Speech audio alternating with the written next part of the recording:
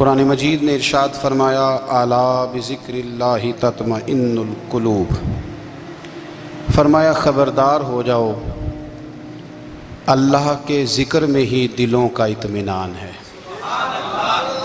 اللہ کے ذکر میں دلوں کا چین ہے۔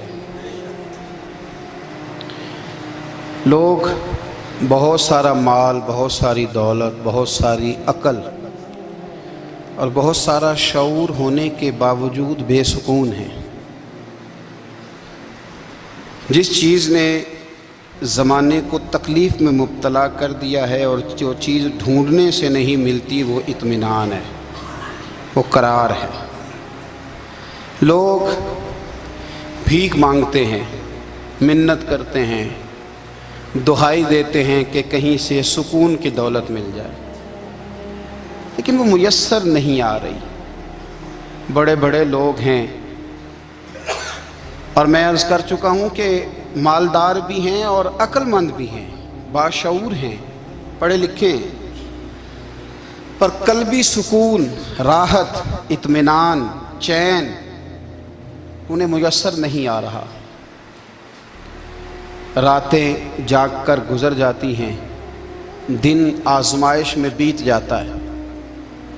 وہ کبھی اس کے لیے ٹھنڈے علاقوں کا سفر کرتے ہیں، کبھی دوستوں کی مجلسوں میں جا کر کے بیٹھتے ہیں، کبھی گھر سے دور اکیلے میں تنہائی میں وقت گزارنے کی کوشش کرتے ہیں، لیکن دولت سکون ناپید ہوتی ہے، میسر نہیں آتی۔ عرش کا رب فرماتا ہے کیوں تو بھٹکتا پھرتا ہے، کیوں دائیں بائیں جاتا ہے، چپ کر کے مسجد آ جا اور لوگوں سے بچ کے تنہائی میں میرا ذکر کر۔ اللہ ملے گا کیا؟ فرمایا اعلیٰ بذکر اللہ تطمئن القلوب، میں تیرے بے چین دل کو چین عطا کر دوں گا۔ وہ تیرا تڑپتا اور پھڑکتا ہوا مزاج، اسے میں سکون کی دولت دوں گا۔ یہ تجھے کہیں اور نہیں ملے گا، یہ میری یاد میں ملے گا۔ یہ چین، قرار، سکون تجھے یہیں میسر آئے گا۔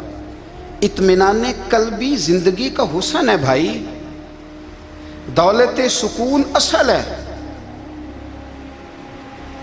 بڑے ٹھنڈے کمرے میں کچھ لوگوں کو نیند نہیں آتی، اور داتا صاحب رحمۃ اللہ علیہ آپ جائیں تو دونوں سڑکوں کے بیچ جو فٹ پاتھ ہے نا، اس پہ بھی کچھ لوگ سوئے ہوتے ہیں۔ ادھر سے بھی گاڑیاں گزرتی ہیں، ادھر سے بھی گاڑیاں گزرتی ہیں، لیکن بس نیند ہے نا، اللہ کا فضل ہے، اس نے دے دی ہے، آنے والوں کو آ گئی ہے۔ اطمینان قلبی، میرا معاشرہ بے سکون ہے، بے قرار ہے۔ مجھے کچھ لوگ کہتے ہیں جی میں آج کل بڑا بور ہو رہا ہوں، تو میں کہتا ہوں یار ہمیں تو ٹائم ہی نہیں ملا آج تک بور ہونے کا، نہیں وقت ہی نہیں اتنا میسر آیا، کون سا ٹائم نکالے جس میں بندہ بور ہو؟ وہ تو ہے کہ انسان کچھ فارغ ہو، کہیں اس کے پاس گنجائش ہو تو بور بھی ہو لے۔ کیسے بور ہو لیتے ہو؟ یہ کیا ہوتا ہے بور ہونا؟ زندگی میں اتنا وقت ہی کہاں ہے کہ انسان بور ہوتا پھرے اور یہ تصور بناتا پھرے کہ میں بڑی آزمائش میں ہوں تو میں بڑے بور ہو رہا ہوں، تو میں بڑی تکلیف میں ہوں۔ تو وقت بہت زیادہ ہے ہمارے پاس، لایانی کاموں میں ضائع بڑا ہوتا ہے، تو ہم بور ہوتے ہیں، پریشان ہوتے ہیں۔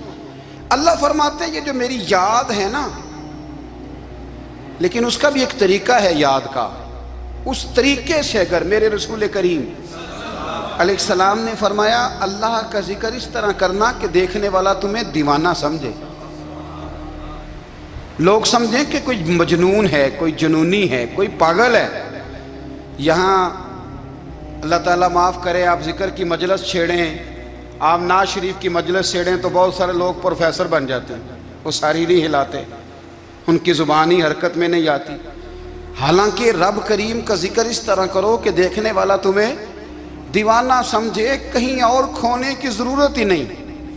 میرے حبیب گویا ہمیں فرماتے ہیں تو رب کے ذکر میں اس طرح کھو جا کہ تجھے دنیا کا خیال ہی نہ رہے، تجھے پھر دنیا کی ہوش نہ رہے۔ لیکن اگر نماز میں بھی خیال غیر آئے، ذکر میں بھی توجہ کہیں اور ہو، زندگی میں وہ عجیب لمحہ تھا، وہ میرے ساتھ تھا اور میں تنہا تھا۔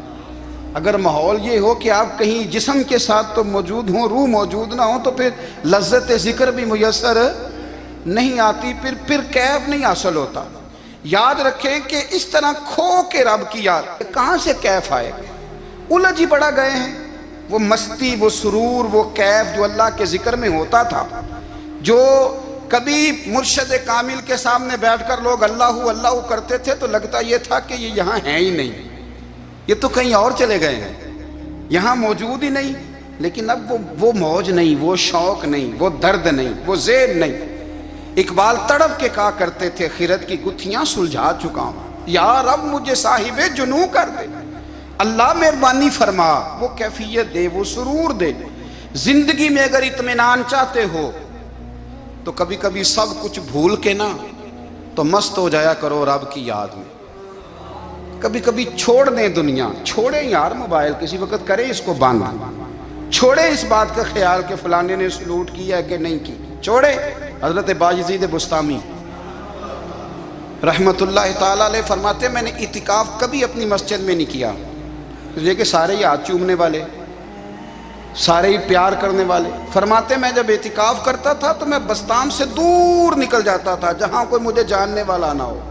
اٹھ بلیا چلو تھے وسیے جتھے وس دینی سارے ہی انے، نہ کوئی ساڈی ذات پچھانے تے نہ کوئی سانو مننے، چلو ادھر چلیں۔ اٹھ بلیا چلو تھے وسیے جتھے وس دینی سارے ہی انے، نہ کوئی ساڈی ذات پچھانے تے نہ کوئی سانو۔ اتنا شوق ہے سلوٹ کرانے کا، اتنا شوق ہے تعارف کرانے کا، اتنا شوق ہے اپنا بتانے کا، تو یہ چیز غلبہ کر جاتی ہے، پھر نام رہ جاتا ہے، روح نہیں رہتی، پھر وجود رہ جاتا ہے، پھر باطن کی کیفیت نہیں رہتی۔ خدا را اپنے آپ کو بے چین نہ کرو، بے قرار نہ کرو، بے سکون نہ کرو، رب کی یاد میں آ جاؤ، درود و سلام میں آ جاؤ، نعت کے حسن میں آؤ، تلاوت کی دنیا میں آؤ، سجدوں کے نور میں آؤ، آؤ کبھی کھول کے دل مسجد کی صفائیاں کریں، آؤ نہ کبھی کوئی بوڑھا، دادی، نانی، دادا ان کے پاس بیٹھ کے پیر دبا کے اللہ کو راضی کریں۔ یہ کیف والی جگہ ہیں، یہ سرور والی جگہ۔ اتنی بے چین ہماری زندگی ہے، بے قرار ہے، تڑپتے ہوئے لوگ، لڑتے ہوئے لوگ، ایسے لگتا ہے ابھی ایک دوسرے کا گریبان تھام لیں گے، بے قرار، بے چین۔ کسی کو انتظار کا کہا جائے نا کہ 10-20 منٹ کسی کا انتظار کرو تو بعض لوگ مجھے ایسے لگتا ہے جیسے یہ ان کا کلیجہ پھٹ جائے گا، ڈاکٹر کے انتظار میں بیٹھے ہیں تو بڑے پریشان ہیں۔ کسی کو ملنے گئے ہیں کو آدھا گھنٹہ بیٹھنا پڑ گیا تو بڑی دقت میں ہیں۔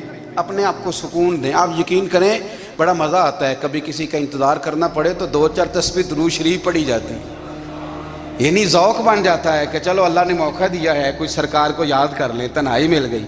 ہمارا مزاج جس سختی کا شکار ہے وہ سختی آہستہ آہستہ ہمیں زیادہ آزمائش میں ڈال گئی۔ تو میرے بھائی زندگی میں اطمینان حسن ہے، اور وہ سب سے زیادہ اللہ کی یاد میں ملتا ہے، وہ سب سے زیادہ رب کریم کے ذکر میں، سب سے زیادہ جو چاہتا ہے نا دل ٹھنڈا رہے، زبان میٹھی رہے، وہ مدینے والے محبوب پہ درود و سلام پڑھا کرے، وہ حضور پہ درود و سلام پڑھا کرے، زبان میٹھی رہے گی۔ میرا ذاتی تجربہ ہے کہ جو آدمی اپنے اخلاق سنوارنا چاہے وہ حضور پہ درود شریف پڑھے، جو اپنے اخلاق سنوارنا چاہے، طبیعت کو ٹھنڈا رکھنا چاہے، وہ درود شریف پڑھے، اس کا دل سکون میں آئے گا۔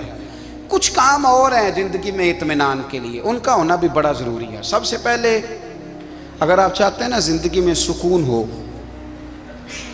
تو حقیقتوں کا سامنا کرنا سیکھیں،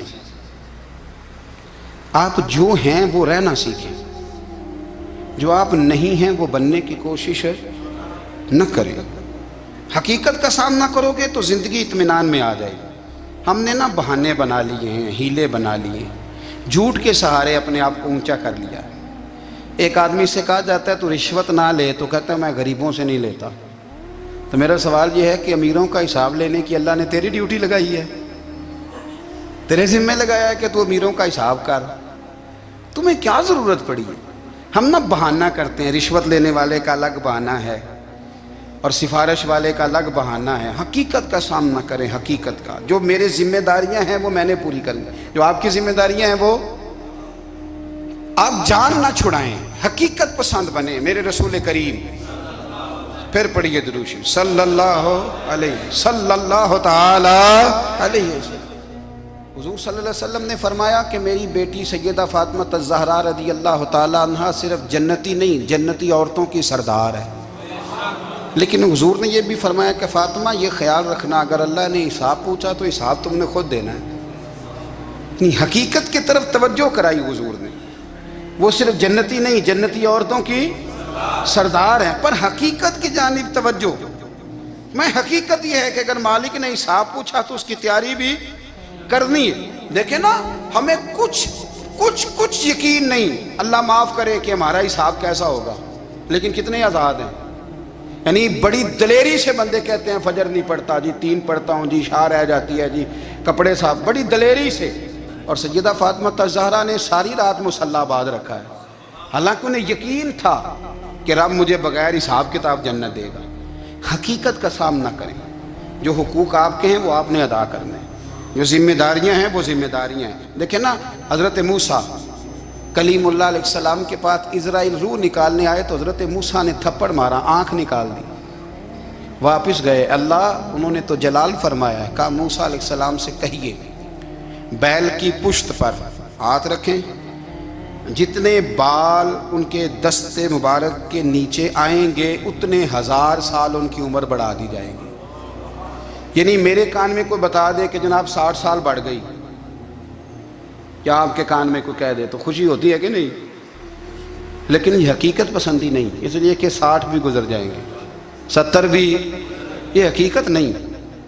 حضرت موسیٰ کلیم، چلے میں مثال دیتا ہوں، سمجھ لے 10 بال، حالانکہ بہت زیادہ آتے ہوں گے، 10 بال اگر حضرت موسیٰ کے ہاتھ کے نیچے آئے تو 10,000 سال تو عمر بڑھ گئی نا۔ 10 یعنی 10 سال نہیں، 10 100 نہیں، 10 بہت زیادہ تھی نا۔ تو حضرت موسیٰ کلیم اللہ علیہ السلام سے آ کے عرض کیا گیا، حضور بیل کی پشت پر ہاتھ رکھیں، جتنے آپ کے ہاتھ کے نیچے بال آئیں گے اتنے 1000 سال عمر بڑھ جائے گی۔ تو حضرت موسیٰ نے حقیقت پسندی والی بات کی، فرمایا پھر کیا ہوگا؟ 10,000 سال کے بعد پھر کیا ہوگا؟ کہا حضور جانا تو پھر بھی ہے، فرمایا پھر ابھی چلتے ہیں۔ اگر جانا ہے نا، جانا ہے تو پھر، اگر جانا ہے تو پھر ابھی۔ اور سجنوں، اگر نماز پڑھنی ہے تو ابھی کیوں نہیں؟ اگر داڑھی رکھنی ہے تو پھر رمضان کا انتظار کیوں کریں، ابھی کیوں نہیں؟ اگر سچ بولنا ہے تو پھر، اگر رزق حلال کھانا ہے تو پھر انتظار کاہے کا؟ حقیقت ہوتی ہے، بہانہ ہوتا ہے، حقیقت چھپ نہیں سکتی بناوٹ کے اصولوں سے، کیونکہ خوشبو آ نہیں سکتی کبھی کاغذ کے پھولوں سے۔ یہ بات یاد رکھیں، اگر جانا ہے تو حضرت کلیم فرمانے لگے پھر 10,000 سال کے بعد بھی جانا ہے تو آج بھی۔ ہمیں بے قراری زندگی میں اس لیے کہ ہم حقیقت پسند نہیں، ہم بہانوں میں، ہم ہواؤں میں جیتے ہیں، ہواؤں میں، خیالات میں زندگی گزارتے ہیں۔ بڑا ٹائم پڑا ہے، مثلاً کتنا میرے رسول کریم صلی اللہ تعالیٰ علیہ وآلہ وسلم نے ایک دن صحابہ سے فرمایا تمہیں حیا نہیں آتی؟ حضور کیا ہوا؟ فرمایا وہ والے مکان بناتے ہو جن میں تم رہ نہیں سکتے، وہ والا مال جمع کرتے ہو جو کھا نہیں سکتے، حیا نہیں آتی؟ عرض کی حضور حکم کریں تو محبوب فرمانے لگے جوتے کا ایک تسمہ بند کرتا ہوں تو سوچتا ہوں دوسرا بند کرنے سے پہلے موت آ جائے گی، ایک سانس اندر جاتی ہے تو دوسرا آنے سے پہلے میں یاد کرتا ہوں کہ مجھے دنیا سے جانا ہے۔ تمہیں حیا نہیں آتی؟ وہ مکان بناتے ہو جن میں رہ ہی نہیں سکتے، وہ مال جمع کرتے ہو جو کھا۔ حقیقت پسند نہیں بھائی ہم۔ بہت سارے لوگ ہیں بڑی باتیں سناتے ہیں، بڑی، میں کہتا ہوں اصل میں نا زیادہ باتیں سنا کے نا بیچارہ اپنے آپ کو مطمئن کرنا چاہتا ہے، اصل بات یہ ہے کہ اندر سے نا ہلا ہوا ہے، کچھ بھی نہیں، بڑا زیادہ ہنستا ہے اور مجھے لگتا ہے کہ کوئی گہرا زخم چھپا رہا ہے۔ اس لیے ملمہ سازی، حقیقت پسند بنو، حقیقت پسند۔ یاد رکھنا من ترک صلاۃ متعمدا فقد کفر، میرے رسول نے حقیقت بیان کی، فرمایا جس نے ایک نماز بھی جان بوجھ کے چھوڑی اس نے رب کے رب ہونے کا انکار کیا، اس نے کفران نعمت کیا۔ یہ حقیقت ہے، کوئی کلیریفیکیشن نہیں، کوئی وضاحت نہیں۔ جو نماز نہیں پڑھتا، جھوٹ بولتا ہے، غلط بیانی کرتا ہے، جو شخص رزق حرام کما کے کہتا ہے کہ اس کے بغیر گزارا نہیں چلتا، وہ جھوٹ بولتا ہے۔ اس لیے کہ رب فرماتا ہے جب تجھے پیدا کیا ہے تو تیرا رزق میرے ذمہ ہے۔ اللہ فرماتا ہے کہ لا یکلف اللہ نفسا الا وسعہا، میں کسی پر وہ بوجھ نہیں ڈالتا جو اٹھا نہ سکے۔ نماز فرض کیا، اس کا مطلب ہے ہم پڑھنے کے قابل ہیں، اس نے ہمارے ذمہ داریاں لگائی ہیں تو مطلب یہ ہے کہ ہم ذمہ داریاں ادا کرنے کے قابل ہیں، ورنہ وہ کہتا ہے میں وہ بوجھ ڈالتا ہی نہیں جو تجھ سے اٹھایا نہ جائے۔ اگر چاہتے ہو کہ زندگی میں اطمینان ملے تو خدا را حقیقت پسندوں والی زندگی گزارو۔ یہ فضاؤں میں زندہ رہنا، ہواؤں میں، اللہ بڑا معاف کرنے والا ہے، اللہ بڑا کریم ہے، معاف کر دے گا، تو بھئی یہ بات صحابہ کو بھی پتا تھی، یہ اہل بیت کو بھی خبر تھی، تو وہ تو ایک ایک بات کا لحاظ کرتے تھے۔ یہ غوث اعظم کو بھی پتا تھی، یہ ان کے والد کو بھی پتا تھی، جنہوں نے کسی کا ایک سیب کھا لیا تھا تو 12 سال اس کے گھر میں نوکری کرتے رہے، انہیں نہیں پتا تھا اللہ بڑا کریم ہے، معاف کر دے گا، ایک سیب ہی ہے نا۔ تو حقیقت پسندی آپ کو سکون دے گی، اور اگر آپ نے اپنے آپ کو غیر مطمئن کیا ہوا ہے، بات کچھ اور ہے، اور آپ نے اپنے آپ کو ڈال کسی اور طرف لیا ہے، تو پھر آپ کو سکون مل سکتا؟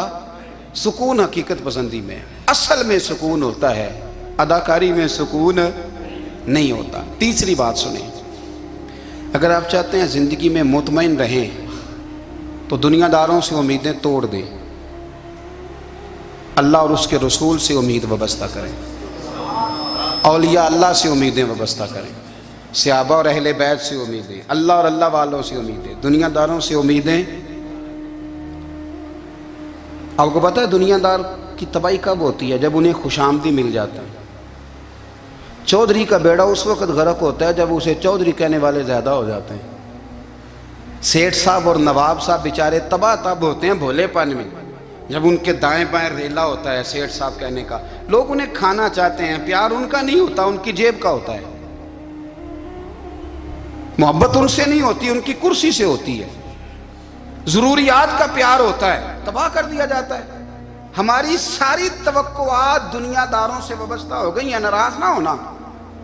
پیروں نے، مولویوں نے، درویشوں نے، انہوں نے بھی سیٹھ رکھے ہوئے جلسوں کی صدارت کرانے کے لیے، یعنی مذہبی جلسہ ہے، اس میں بہت زبردست پڑھے لکھے صاحب تقوی عالم کا خطاب ہے، اور کی صدارت وہ بندہ کر رہا ہے جس نے عشاء کی نماز بھی نہیں پڑھی، وہ بندہ صدارت کر رہا ہے، کیوں؟ اس لیے کہ اس نے لاکھ روپیہ دیا محفل میں۔ خدا را دنیا داروں سے امیدیں چھوڑ دیں، ورنہ آپ کمزور پڑ جائیں گے، آپ کی امیدیں ٹوٹیں گی۔ کتنا کمزور ہے وہ شخص دو چار ہزار کے لیے کسی بندے کی چاپلوسی کرتا ہے، اس کے پیچھے بھاگتا ہے، خوش آمدیں کرتا ہے، تھوڑے سے نوٹوں کے لیے، دکھ سکھ میں کام آئے گا اس کام کے لیے۔ میرے رسول کریم علیہ السلام نے فرمایا، جس نے بندوں کو راضی کرتے کرتے رب کو ناراض کر دیا، اس کی دنیا بھی گئی اور آخرت بھی گئی۔ اور فرمایا جس نے بندوں کی پرواہ نہیں کی، اللہ کو راضی کیا، فرمایا اگر رب راضی ہو گیا تو لوگوں کے دلوں میں بھی محبت پیدا فرما دے گا۔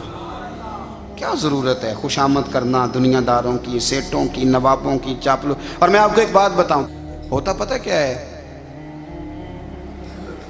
یہ جو حب جا اور حب با ہوتی ہے نا، اس سے پیٹ نہیں بھرتا۔ آپ کو اگر خوش آمد کرنی ہے تو پھر آپ کو ساری زندگی کرنی ہے۔ پھر ان کو بھی پتہ ہوتا ہے کہ تعلق کس بنیاد پر ہے، اس میں کبھی بھی خلوص پیدا نہیں ہوتا۔ آپ بے چین رہتے ہیں، بے قرار رہتے ہیں، آپ کو تکلیف رہتی ہے ہمیشہ۔ کبھی بھی دنیا داروں سے امیدیں وابستہ نہ کریں۔ ایک بات سنیں بڑی شاندار، امام غزالی نے لکھی ہے۔ امام غزالی فرماتے ہیں کہ ہارون رشید نہ حج کر کے واپس آیا بغداد میں، تو کونے میں حضرت بہلول دانا بیٹھے تھے، رش بہت تھا، مجمع بڑا تھا۔ حضرت بہلول دانا بھی سڑک کے کنارے بیٹھے تھے، تو سپاہی کہنے لگے یہاں سے اٹھ جاؤ، فرمانے لگے ہارون رشید کی زمین نہیں، زمین میرے رب کی ہے، میں کیوں اٹھوں؟ وہ قریب سے گزرا تو سلام لی، تو آپ نے اس کا پروٹوکول دیکھا تو فرمانے لگے ہارون رشید تجھ سے تگڑے تگڑے موٹے موٹے پروٹوکول میں نے لوگوں کے دیکھے ہیں، اور یہ جو تیرے دائیں بائیں آج تیرے نعرے لگا رہے ہیں، یہ پہلے ان لوگوں کے نعرے لگایا کرتے تھے، اور تھوڑا وقت گزرنے دے، جو تیرے بعد آئے گا نا، یہ سارے پھر ان کے نعرے بھی لگائیں گے۔ تو جھوٹ کی دنیا میں زندہ ہے، ان سے تو نے امیدیں وابستہ کی ہیں، یہ کل اس کے نعرے لگائیں گے۔ اس کے دل پہ بڑا اثر ہوا، گھوڑے سے اتر آیا، آگے کہنے لگا حضور آپ نے مجھے بڑی اچھی نصیحت کی ہے، میرا دل بڑا ٹھنڈا ہوا ہے، میں نے سنا ہے آپ مقروض ہیں، کچھ لوگوں کا قرض، تو مجھے کوئی حکم ہی کر دیں۔ آپ ہنسنے لگے، فرمانے لگے یار تو بڑا ہی بیوقوف ہے، بڑا ہی بیوقوف ہے تو، میں تجھے نصیحت کر رہا ہوں تو مجھے الجھا رہا ہے، حضور کوئی حکم کر دیں۔ کیا خوبصورت انداز ہے رب کریم کے بندوں کا۔ حضرت بہلول دانا فرمانے لگے تیرا رب کون ہے؟ کہا اللہ۔ تو فرمایا میرا کون ہے؟ کہا اللہ۔ فرمانے لگے یہ تو نہیں نہ ہو سکتا کہ اللہ ہارون رشید کو دیتا رہے اور بہلول دانا کو بھول ہی جائے۔ یہ تو نہیں نہ ہو سکتا کہ ہارون رشید کو دیتا رہے اور بہلول دانا کو بھول جائے۔ فرمایا اس کا دل، اس کا ارادہ ہوا، ارادہ قدرت ہوا کہ بہلول مقروض رہنا چاہیے، تو اگر رب مجھے رکھنا چاہتا ہے، دکھ قبول محمد بخشا راضی رہن پیارے، اگر وہ چاہتا ہے میں مقروض رہوں تو میں بھی چاہتا ہوں کہ میں مقروض ہی رہوں۔ یہ تو نہیں نہ ہو سکتا کہ تجھے دے اور مجھے نہ دے۔ فرمایا میری تجھ سے کوئی امید نہیں، مجھے جب بھی دے گا میرا رب بھی دے گا، اور وہ دے گا تو پھر انشاءاللہ خزانے کھول کے دے گا۔ دنیا داروں سے امیدیں وابستہ کرنا، لوگوں کے پیچھے، یہ چھوڑ دیں۔ آپ بے چین رہیں گے، بے قرار رہیں گے۔ اللہ والوں سے ضرور امیدیں وابستہ کریں، اس لیے کہ ان کے پاس جو کچھ ہوتا ہے وہ دراصل رب کا ہی ہوتا ہے۔ لیکن سیٹھوں سے، نوابوں سے، سیاستدانوں سے باز آ جائیں، ہماری بڑی امیدیں وابستہ ہیں۔ میں اکثر کہتا ہوں جتنے پھیرے نوکری کے لیے دنیا دار کے دروازے پہ لگائے ہیں نا، اس سے کم دفعہ مسجد میں نفل پڑے ہوتے تو رب اتنی بڑی مہربانی فرما دیتا۔ تیسری بات یہ یاد رکھیں، اگر سکون لینا چاہتے ہیں نا، اگر سکون لینا چاہتے ہو نا تو لوگوں کو ڈسکس کرنا بند کر دو۔ کس کو اللہ نے کتنے پیسے دیے ہیں وہ جانے اور اللہ جانے، کس کو اللہ نے کتنی گاڑیاں دی ہیں وہ جانے، اور لوگوں کو ڈسکس کرنا۔ جی یعنی میں ایک جگہ بیٹھا تھا تو ایک صاحب گاڑی والا گزرا، گاڑی میں بیٹھ کے، اس کا پڑوسی تھا، کہندے تھا منہ ہے کار والا۔ میں کہ وہ تے ہے تاں ہی بیٹھا ہے، تے ہن میں کہ سمجھانا سی نا انہوں، میں کہ توں تے میں حساب لائیے بھی ساڈے کول کوئی نہیں، وہ تے ہے، لیکن نا اللہ نے اسے دی ہے نا، تو اللہ نے چاہا نا وہ کار میں بیٹھے، تو اس نے پھٹے پہ بیٹھ کے یہ تبصرہ کیا کہ منہ ہے کار والا۔ میں کہ ابھی وہ تے ہے تاں کار ہے۔ اب مجھے اور تجھے اندازہ لگانا چاہیے کہ ہم کیا یہ بحث ہے؟ یعنی اللہ کو چاہیے تھا معاذ اللہ کے پہلے تجھ سے پوچھتا کہ اسے کار دینی ہے کہ نہیں۔ کیا مطلب فضول بحث ہے؟ وہ چیز ہمیں اتنا تنگ کرتی ہے، اتنی تکلیف دیتی ہے کہ آپ یقین کریں سارا دن اسی کو ڈسکس کرتے ہیں، سارا دن۔ اس کے پاس گاڑی ہے، اس کے پاس کار ہے، فلانے کا پیسہ 1 نمبر ہے، فلانے کا 2 نمبر ہے، فلانے کا 6 نمبر ہے۔ اصل بات کے اندر حسد ہے، اس کو نکالو۔ ایک بات کہنے لگا ہوں، اسے یاد رکھنا، میرے اعلیٰ حضرت رحمۃ اللہ علیہ فرمایا کرتے، حسد کرنے والا بندوں پر اعتراض نہیں کرتا، اللہ پر اعتراض کرتا۔ وہ کہتا ہے اللہ اسے کیوں دیا ہے، اتنا کیوں دیا ہے، معاذ اللہ وہ اللہ کی تقسیم پر اعتراض کرتا ہے۔ حسد کرتے ہو بے چین رہو گے، حسد آپ کے دل کو تڑپا کے رکھ دے گا۔ چھوڑے، اللہ بڑا کریم ہے، جس کو جہاں چاہتا ہے وہاں بٹھا دیتا ہے۔ آپ قطعاً اس بحث میں نہ پڑیں کہ اللہ نے کس کو کتنا دیا ہے، کب دیا ہے، کیوں دیا ہے، وہ بڑا بے نیاز ہے۔ حسد آپ کو تباہ کرے گا۔ دنیا میں پہلا گناہ جو ہوا تھا وہ حسد تھا۔ ابلیس نے حضرت آدم سے حسد کیا، کہنے لگا میں بہتر ہوں، سرداری اس کو مل رہی ہے، تو یہ تو اللہ کو پتہ ہے نا کس کو دینی ہے۔ اور دنیا میں پہلا قتل حسد کی وجہ سے ہوا۔ حابیل قابیل کے درمیان حسد کا معاملہ تھا، خاتون کا نکاح اس سے کیوں ہو رہا ہے، مجھ سے ہونا چاہیے۔ حسد تباہی کرتا۔ آپ یقین کریں، یعنی دکاندار کے سامنے دوسری دکان پڑتی ہے اور پریشان ہو جاتا ہے، وہ کہتا ہے میرا کیا بنے گا، لا حول ولا قوت الا باللہ العلی العظیم۔ یعنی تیرا کا خیال ہے کہ تیرے حصے کی روٹی وہ کھا جائے گا، اتنا چھوٹا دل۔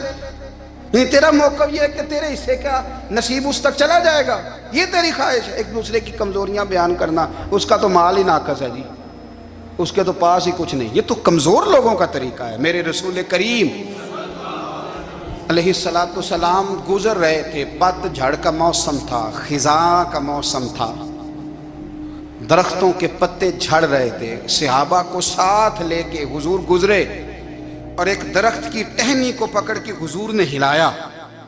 صحابہ فرماتے ہیں کہ چھم چھم اس کے پتے گرے، زمین پر ڈھیر لگ گیا۔ حضور نے فرمایا دیکھا تم نے کیا ہوا؟ حضور ہاں۔ فرمایا کتنی تیزی سے پتے جھڑے ہیں، صرف تنا رہ گیا ہے اور خالی ٹہنیاں رہ گئی ہیں، کوئی حسن بچا ہے؟ حضور نہیں۔ تو نبی کریم فرمانے لگے جو حسد کرتا ہے نا، اس کی نیکیاں بھی اسی طرح جھڑ جاتی ہیں، اسی طرح اور ایک جگہ حضور فرمانے لگے جس طرح راکھ لکڑی کو آگ کھا جاتی ہے، جس طرح لکڑی کو آگ، جب آگ کھا جائے تو پھر لکڑی کو لکڑی نہیں کہا جاتا، راکھ کہا جاتا ہے، کوئلہ کہا جاتا ہے، اس کی اصل باقی یعنی اسے کھائی جاتی ہے۔ تو حضور علیہ السلام فرمانے لگے جس طرح آگ لکڑی کو کھا جاتی ہے، فرمایا اسی طرح حسد نیکیوں کو کھا جاتا ہے، نیکیاں رہتی نہیں۔ حسد کرنے والے کے پاس نیکیاں یعنی ان کی اصل شکل موجود، کبھی بھی حسد نہیں کریں۔ اللہ کی تقسیم ہے، جس کو چاہے جب چاہے جتنا چاہے عطا کرے۔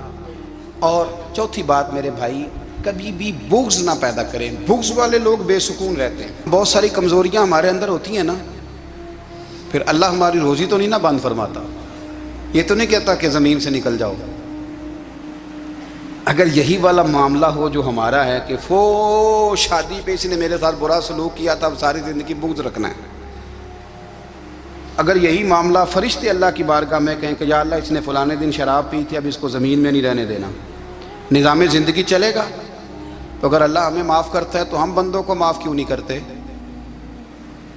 آپ یقین کریں اتنی لمبی عداوتیں، اتنا لمبا حسد، اتنا لمبا بغض، اتنا لمبا حدیث میں نے پڑھی، میں حیران رہ گیا۔ میرے نبی کریم علیہ السلام نے فرمایا اپنی بیوی سے کبھی بغض نہ رکھنا، اگر اس کی ایک بات ناپسند ہو تو اسے چھوڑ کے وہ بات دیکھو جو تمہیں پسند ہے۔ میں اس حدیث کو پڑھ کے سوچنے لگا کہ کیا بیوی کا بھی بغض رکھتے ہیں لوگ؟ اب حضور نے کہا ہے تو اس کا مطلب ہے لوگ بیوی کا بغض بھی رکھتے ہیں۔ اب اس پر استدلال کر کے مجھے کہنا پڑے گا کہ سسرال والوں کا بغض بھی رکھتے ہیں، کہنا پڑے گا کہ بھائی کے سسرال والوں سے بھی بغض رکھتے۔ اس حدیث کی روشنی میں سمجھا کہ لوگ بھابھی کا بغض بھی بغض رکھتے ہیں، بغض، ورنہ عادتیں تو ہماری بھی کئی بری ہوتی ہیں۔ اگر عادات ایک وجہ بنے اختلاف کی تو عادتیں تو ہماری بھی کئی بری ہیں، لیکن ہم اپنی بری عادتوں سمیت اپنے آپ سے پیار کرتے ہیں، اور سامنے والے کی ایک بھی عادت بری ہو تو اس سے بغض رکھتے ہیں۔ بغض نہ پیدا کریں۔ میرے نبی پاک علیہ السلام نے فرمایا کچھ چیزیں تمہارے دین کو مونڈ ڈالیں گی، تباہ کر دیں گی، کاٹ دیں گی۔ حضور کون سی؟ فرمایا حسد، تکبر اور بغض، یہ تمہارے دین کو تباہ کر دیں۔ ہم بے چین اس لیے ہیں کہ ہم نے بہت سارے لوگوں کا بغض پالا ہوا ہے، اور ہر فیلڈ میں سیاستدان نے سیاستدان کا، ذاتیات پر اتر کے بات کرتے ہیں، معزز ترین لوگ، تاجر نے تاجر کا، اللہ ماشاءاللہ بعض جگہ پہ اہل علم بھی ایک دوسرے سے عداوت رکھتے ہیں۔ خدا را دل رب کریم کے آنے کا ٹھکانہ ہے، یہ صاف ہوگا تو اس میں رب رسول کے جلوے ہوگے، اگر اس میں عداوت ہو، اس میں بغض ہو، اس میں کینہ ہو، نفاق ہو۔ سنیں میرے رسول کریم حضرت ابوبکر صدیق رضی اللہ تعالیٰ عنہ کہتے ہیں میں رو ہی پڑا۔ مکہ فتح ہوا نا تو اکرمہ بن ابو جہل نے پیغام بھیجا کہ میں نا کلمہ پڑھنے کے لیے آ رہا ہوں۔ وہ بات لمبی ہے، میں موضوع پہ رہنا چاہتا ہوں۔ کہتے ہیں جب وہ آنے لگا نا تو نبی پاک نے ہم سب کو بلایا، ہم حاضر خدمت ہوئے تو حضور فرمانے لگے کہ اس کے باپ نے نا بڑا ظلم کیا ہے ہمارے ساتھ، ابو جہل نے بڑا ستایا ہے، بڑی تکلیف دی ہے۔ آپ مجھے بتلائیں کہ وہ ایک دفعہ کسی شادی پہ بحث ہوتی ہے بیوی کے بھائی کے ساتھ، پھر ساری زندگی اس بیچارے کو معافی، وہ 10 دفعہ گھر آتا ہے معافی مانگنے پر سوال ہی نہیں پیدا ہوتا، میں او ہو مجھے ہی کہہ دیا، پھر مجھے ہی کہہ دیا آپ نے، اور میری شان میں بے ادبی، اور پھر میں معاف کر دوں؟ توبہ توبہ توبہ، یہ کیسے ہو سکتا ہے؟ میری ناک نیچی ہو جائے گی، اور آپ نے مجھے کہہ دیا، سوال ہی نہیں پیدا ہوتا۔ اور یہ رونا میں اکثر ہوتا ہوں کہ شادی والے دن داماد صاحب کا زیادہ دماغ خراب ہوتا ہے۔ جب چھوٹی سالی کی شادی ہوتی ہے نا، اس دن اس کو بخار چڑھتا ہے، کوئی اس کو کان میں کہتا ہے تیری عزت نہیں کر دے، اس دن اس کا دماغ خراب ہو جاتا ہے، بچے اٹھا کے نکل آتا ہے، وہ بیچارہ سسر منتیں کر رہا ہوتا ہے کہ تیری مہربانی آ جا، یہ عزت کرا رہا ہے۔ تو میں نے کہا احتجاج کر کے جو عزت کرائی جاتی ہے وہ عزت نہیں ہوتی۔ ہاں یہاں مانگ کے عزت لیتے ہیں لوگ، یا احتجاج کی کوئی عزت ہے؟ آپ کے اندر کمالات اتنے ہوں کہ آپ کی عزت کرنے کو دل چاہے، یعنی مزہ آئے، یعنی لطف آئے، یعنی آپ دور بیٹھے ہوں تو کسی کا دل کرے آپ کو اسٹیج پہ بلانے کے لیے۔ یہ کیا بات ہوئی کہ چھائے جانا اور بھاگ کے آگے جانا؟ ان سے نکلیں۔ इकरमा बिन अबू जाल कलमा पढ़ने के इरादे से आ रहे हैं। हुजूर अलैहिस्सलाम ने सहाबा को बुलाया। कितनी ज्यादा दावत रखी जा सकती थी माज़अल्लाह। कब से वो चला था जुल्म करने, और उसके बाद उसका बेटा शुरू हो गया। कितनी बातें थी जो ना काबिले माफी थी, पर करीम रसूल ने हमें बतलाया है कि सुकून वाली जिंदगी कहते किसको है। जब सब लोग जमा हो गए तो हुजूर ने फरमाया, भाई वो कलमा पढ़ने आ रहा है, उसके बाप ने जुल्म बड़े किए हैं, पर मेरी नसीहत ही है कि उसके सामने उसके बाप को बुरा ना कहे। खबरदार कोई उसके सामने कोई बात ना करे। अब वो कलमा पढ़ने आ रहा है, मुती हो के आ रहा है, बांध के आ रहा है। कहते हैं अल्लाह के रसूल ने ना काफी देर तक खुतबा दिया, ब्रीफिंग दी, बात समझाई। जनाब सिद्दीक अकबर कहते मैं रो पड़ा। एक सहाबी मुझे कहने लगे तुम्हें क्या हुआ? तो मैंने कहा मैं मुस्तफ़ा की रहमत पे रो रहा हूँ। देखो किन के लिए हुजूर ग्राउंड बना रहे हैं, देखो किन के लिए हुजूर तैयारी कर रहे हैं, जिन्होंने सारी जिंदगी दुश्मनी की। खुदारा ये अंदर से अदावतें निकाल फेंको। ओ भाई इतना तो लंबा टाइम ही कोई नहीं, इतना तो वक्त ही कोई नहीं, इसको साफ रखो। बंदा कोई कर भी गया तो कोई अर्ज नहीं। चंगी मंदी सजना कोलों 100 वारी हो जाती, यार यारां दा गिला नहीं कर दे। असल प्रीत यार यारां दा जेड़ा गिला करदा जे यार नहीं जी होंदा। हाँ पक्की बात, पक्की पीढ़ी। मेरा एक संगी मुझे आके कहने लगा फलानी जगह बंदा ये बात कर रहा था। मैं क्या तू उथे ही सै सुनदा सै, तू भी नाल ही सै। मेरा तो सज्जन बात सुन ही नहीं सकता। चंगी मंदी सजना कोलों 100 वारी हो जाती, यार यारां दा गिला नहीं करदे। असल प्रीत जिन्हां दी। हाँ जो बंदे फिर होते इस तरह के, उनके लिए भी मियाँ साहब ने कहा है, उनके लिए भी मियाँ साहब ने कहा है, उनके लिए भी आपने बात इरशाद फरमाई है। आपने फरमाया चंगा होया लड़ नेड़े छुट्टा, किते उम्र नहीं लंघी सारी। बेकदरां दी यारी कोलों तौबा लख लख वारी। ओ चंगा होया लड़ नेड़े छुट्टा, किते उम्र नहीं लंघी सारी। यो इस तरह का था ना, शिकवे करने वाला, बुग़्ज़ रखने वाला। फरमाया बेकदरां दी यारी कोलों तौबा, यानी लख ते लख किन्ने हो गए, यानी 2 लाख बारी तौबा की थी उन्होंने, गिनी नहीं जा सकती जितनी मियाँ साहब ने तौबा कर दी। बेकदरे दोस्त, बेकदरां दी यारी कोलों तौबा लख लख वारी। चंगा होया लड़ नेड़े छुट्टा, किते उम्र नहीं लंघी सारी। तो मेहरबानी करें, एक तो अगर आप मुतमईन रहना चाहते हैं तो कभी कभी ना मस्त हो के जिक्र इलाही करें। मस्त हो, वो वाला जिक्र नहीं जिसमें आप मोबाइल भी देख रहे हैं और कहानियाँ भी। मेरे सामने को बंदा जुमे वाले दिन या तकरीर के दरमियान तस्बीह लेके बैठ जाए तो मैं उससे पूछता हूँ तू दो काम एक टाइम किमें पे करना है। मेरी भी बात सुन रहे हो, तस्बीह पढ़ी तो मुमकिन ही नहीं। तस्बीह तो तस्बीह है, जब वो होगी तो फिर कोई और काम सवाल ही नहीं पैदा हो। एक तो जिक्र करें महव हो, दूसरी बात हकीकत का सामना करें। आप अगर मुतमईन रहना चाहते हैं तो हकीकत पसंद बने। तीसरी बात हसद छोड़ दें, दूसरों को डिस्कस करना छोड़ दें। आप ये देखें कि अल्लाह ने मुझे क्या कुछ दिया, उस पर राज़ी रहें। और चौथी बात अदावत छोड़ दें, सीने में कीना छोड़ दें। आपकी ज़िंदगी मुतमईन हो जाएगी, आप खुशहाल रहेंगे। वो जो आप लफ्ज़ कहते हैं ना कि मैं बोर हूँ, मैं परेशान हूँ, उससे आप निकल आएंगे। अल्लाह हमें महबूब की ग़ुलामी में ज़िंदा रखे, ग़ुलामी में मौत।